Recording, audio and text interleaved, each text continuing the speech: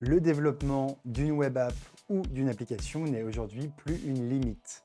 Si tu as des idées, tu peux maintenant les mettre en place sans savoir coder grâce au vibe coding et on va voir ça ensemble aujourd'hui. Donc dans cette vidéo, on va voir ce qu'est exactement le vibe coding, quelles sont les trois approches du développement assisté par IA, quelles sont les différences en vibe coding entre un petit projet et un gros projet?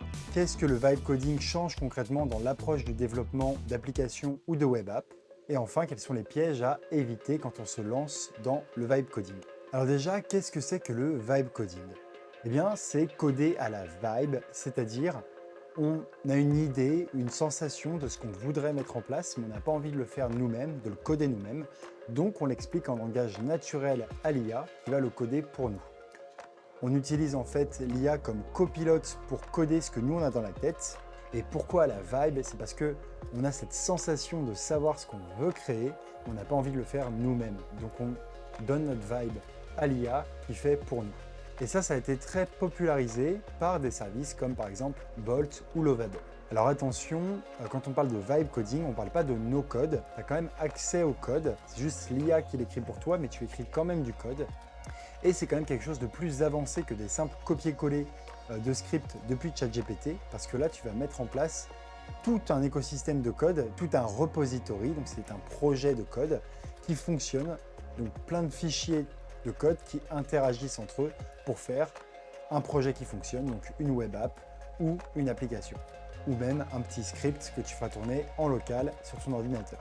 Bon, maintenant il faut que je parle des trois approches du développement assisté par IA, parce que si je te parle de vibe coding, tout le monde va me tomber dessus en me disant que le vibe coding c'est nul. Et en fait, moi c'est un terme parapluie que j'utilise. Donc on a trois approches du développement assisté par IA. Le premier, c'était tout simplement le codage assisté par IA. Donc pendant qu'on codait, l'IA nous proposait la suite du code en s'inspirant de ce qu'on avait déjà codé.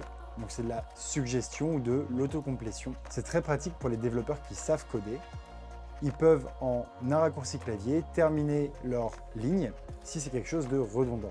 Ensuite, on a ce qu'on appelle le vrai vibe coding, c'est-à-dire on donne ce qu'on veut faire à l'IA, on lui explique et elle le code pour nous très rapidement, mais on ne lui donne pas beaucoup plus d'informations que ça.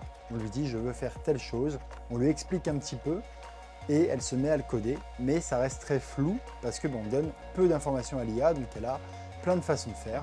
De toute façon, en code, les développeurs le savent, il y a toujours 1000 façons de résoudre un problème. Il y en a qu'on va préférer que d'autres, mais pour ça, il faut savoir comment faire. Et la troisième méthode, c'est le context engineering. Donc en fait, c'est une approche du vibe coding un peu plus structurée. On va donner plein d'informations à l'IA, donc plein de contextes, quels outils on veut utiliser, de la documentation à jour. En fait, on va anticiper ce que l'IA ne va peut-être pas bien comprendre et poser des contraintes pour la forcer à utiliser une façon de faire plutôt qu'une autre. Donc c'est du vibe coding plus exigeant, mais les résultats sont en général bien meilleurs. Et donc là, véritablement, tu es l'architecte de ton projet et l'IA est l'ouvrier qui va aller coder. Donc en gros, toi, tu es le product manager, tu es la personne qui sait à quoi tu veux que le produit ressemble et tu vas demander à l'IA de le coder pour toi. Et donc moi, mon choix pour vulgariser ce qu'est le vibe coding, c'est pas d'être super précis avec les bons termes, c'est juste de parler de vibe coding au sens général et inclure en fait ces trois pratiques.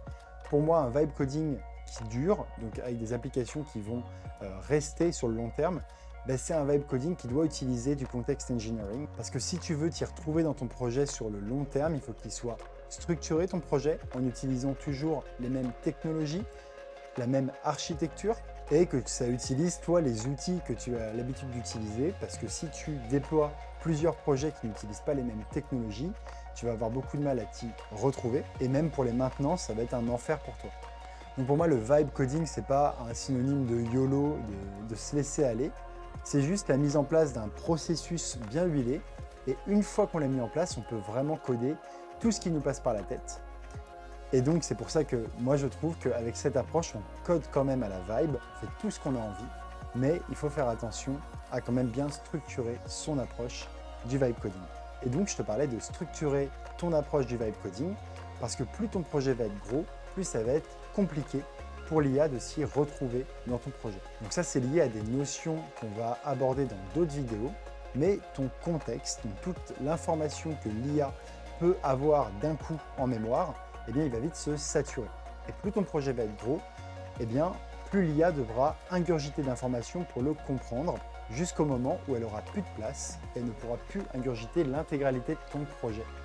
Et donc, à partir du moment où elle ne peut plus lire tous tes fichiers de ton projet et qu'elle ne peut plus le comprendre en une session, eh bien, tu te retrouves un peu bloqué si tu ne t'es pas organisé un minimum. Et c'est pour ça qu'une structure quand on vibe code, avec un petit peu de context engineering et aussi des workflows bien paramétrés, vont te permettre d'instancier des très gros projets si tu as des projets qui commencent à être assez complexes.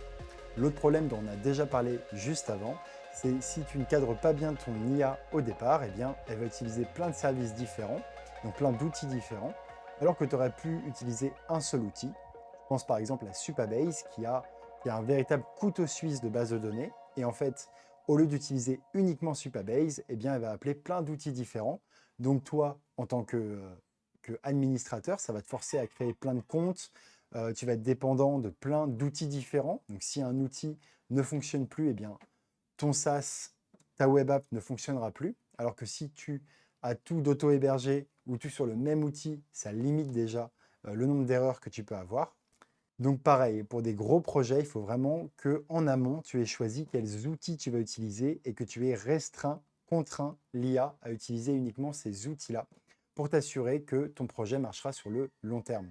Et enfin, donc si tu as des très gros projets qui remplissent la mémoire de ton IA très rapidement, eh bien, il va falloir que tu résumes ce projet dans de la documentation et donc que tu aies un workflow qui te permette de résumer ça, voire même de pouvoir apprendre de chacun de tes projets pour réutiliser tes apprentissages dans de nouveaux projets. Donc c'est à ça que va servir tes workflows et ta documentation.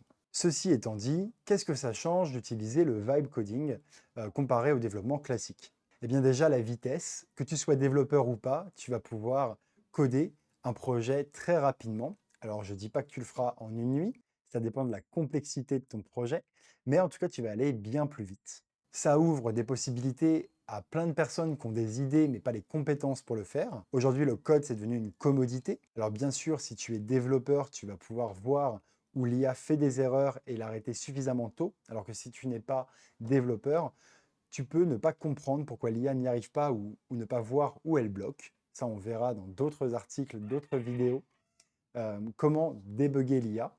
Et enfin, ça change le focus, c'est-à-dire qu'au lieu de se concentrer sur le code, on va pouvoir se concentrer sur l'architecture générale, quels outils on utilise, quel parcours utilisateur va suivre ton user, ton utilisateur. On va vraiment se placer comme architecte du projet plutôt que de réfléchir uniquement au côté technique. Et ça, c'est extrêmement satisfaisant.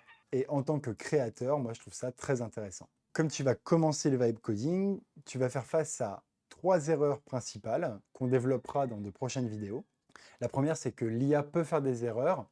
En général, c'est parce que sa documentation n'est pas à jour, donc que tu n'as pas assez de données de contexte dans ton context engineering, ou alors qu'elle n'a pas une vue d'ensemble sur le projet et donc elle trouve une solution mais qui ne va pas matcher avec toi ce que tu veux lui faire faire. Par exemple, elle va essayer de résoudre l'erreur qu'elle a dans son code, notamment des erreurs de TypeScript par exemple, mais en fait, ça n'ira pas avec ta logique métier. Donc en fait, si tu codes un service mail par exemple, le mail s'enverra bien, mais il ne se marquera pas comme lu dans ta boîte de réception, alors que toi, tu voulais que l'email s'envoie, mais aussi qu'il soit marqué comme lu une fois que tu l'as lu.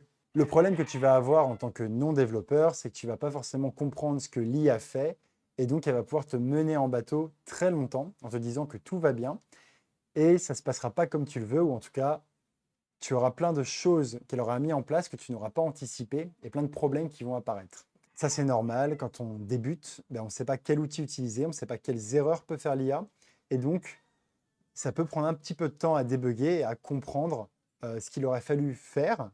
Là où l'IA a surcomplexifié, c'est ce qu'elle a tendance à faire généralement, elle surcomplexifie des choses qui n'ont pas besoin de l'être.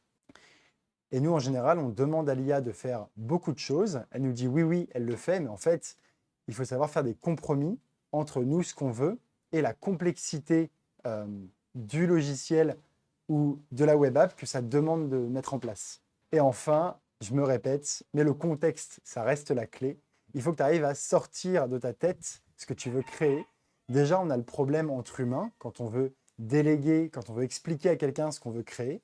Par exemple, si vous voulez engager un designer pour faire un logo, eh bien, vous avez une idée très particulière de ce que vous voulez, mais il n'est pas dans votre tête, ce designer. Et du coup, il faut réussir à lui formuler de manière objective ce qu'on veut pour que lui, il comprenne. Eh bien, c'est pareil avec l'IA. Il faut la traiter comme un développeur junior qui ne connaît pas du tout ce qu'on veut faire. Et donc, il faut lui expliquer de manière très détaillée pour qu'elle fasse exactement ce qu'on veut.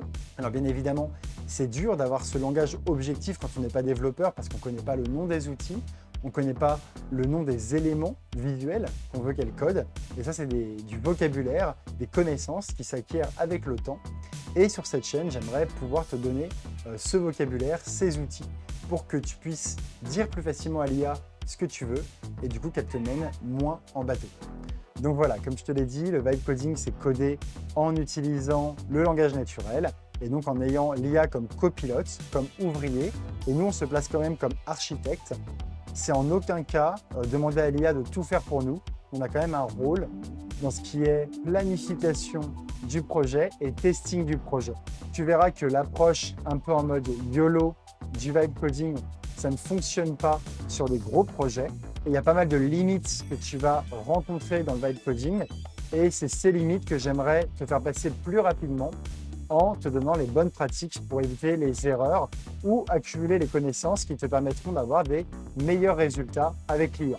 Dans la prochaine vidéo, on va voir tout ce qui est token et fenêtre de contexte pour que tu comprennes un peu mieux comment fonctionne l'IA, ses limites, et donc que tu ajustes les informations que tu lui donnes pour avoir les meilleurs résultats possibles. On se dit à très bientôt dans la prochaine vidéo.